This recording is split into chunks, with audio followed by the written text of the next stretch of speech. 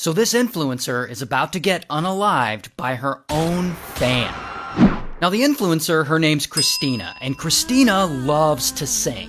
And one day, when she's about 15, her friend convinces her to post a video of her singing a cover of a Hannah Montana song on YouTube. So she does. And to Christina's surprise, pretty quickly the video gets a little traction, tens of thousands of views. Not bad. But most importantly, people like it, and they like her. And some of these people, they start sending her requests for her to cover other songs. And so she does. And she posts another and then another. And soon she's posting all these cover songs on YouTube and she starts building up a decent following. And after about 2 months of this, her followers request that she cover Celine Dion's My Heart Will Go On. And so Christina does. And she posts it and it blows the fuck up. And that is when this woman sees it. Her name's Mandy. And Mandy's like, damn, this girl can sing.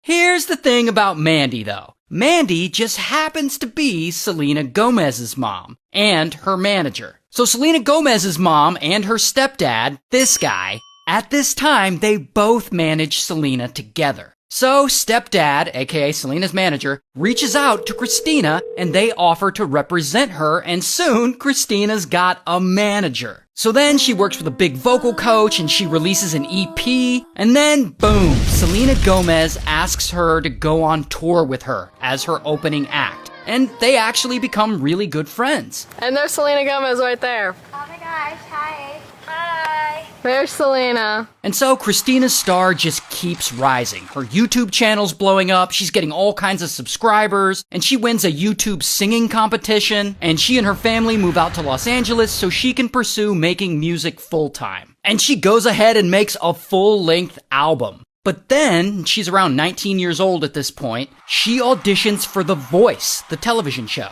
And she gets cast in the show, and Christina comes out on stage, and she absolutely nails it. And she's clearly the fan favorite, and she comes in third place overall, which is just amazing. A few years after that, she's like 22 at this point, she goes out on tour again. And big thank you to everyone that has been coming out on tour to come see me. Okay, let me stop you right here, because we'll come back to Christina. But now we gotta talk about this guy, Kevin James. Kevin James is 27, he's from Florida, and he doesn't really got a lot going on. He lives with his parents, he works part-time at Best Buy, the Geek Squad. He only has one friend, so he's kind of a loner. He's overweight and balding, which there's nothing wrong with that, who cares? But Kevin James is actually really insecure about it. But then, one day, Kevin James is messing around on YouTube and he comes across a video of this singer, Christina. And he is blown away by her. She's cool, she's charming, she's charismatic, she's a really talented singer.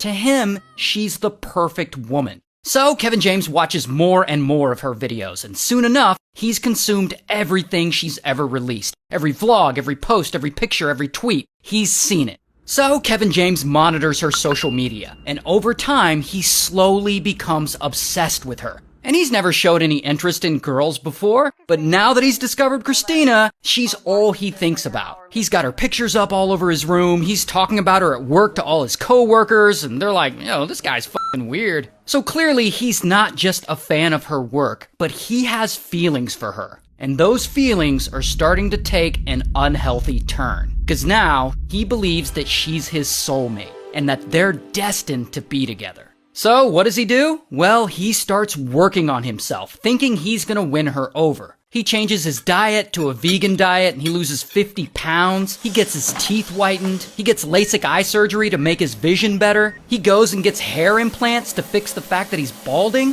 So bro is feeling better about his looks than he ever has. And even though he's never met her in person and she doesn't even know he exists, he still thinks that maybe all these changes will somehow get her attention. Until one day, Kevin James goes to work at Best Buy, and suddenly his coworkers, they start roasting him, like they're making fun of him.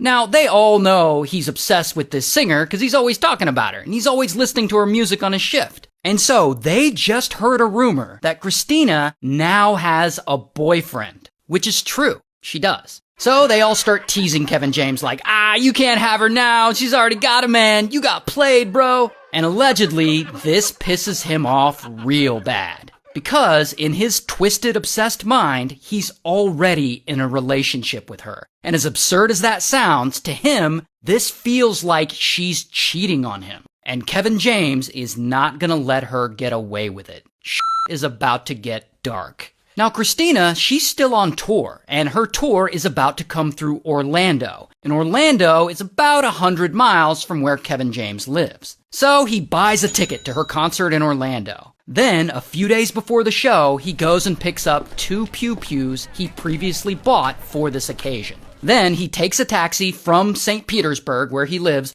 all the way to Orlando, and he heads to her concert. Now, at the concert, Christina performs, she does her show, and she does great, like always. And Kevin James, he's there, he's in the crowd, he's watching her, he's planning out what he's gonna do, and he's allegedly still super angry about the fact that she is seeing someone else. And so the show ends, and afterwards, they're all still at the venue, and Christina is doing a meet and greet, which she always does. She's signing autographs and taking photos, and just genuinely being really awesome to her fans, and her fans love her. And Kevin James, he's there, and he's in line, waiting with the rest of the crowd, and when it's finally his turn to meet her, he steps up, and he seems really quiet, like he's nervous or something. So Christina notices this, and she thinks she can make him feel more at ease with a hug. So she looks at him, and she opens her arms wide to give him a hug, but instead of going in for the hug, Kevin James pulls out one of his Pew Pews,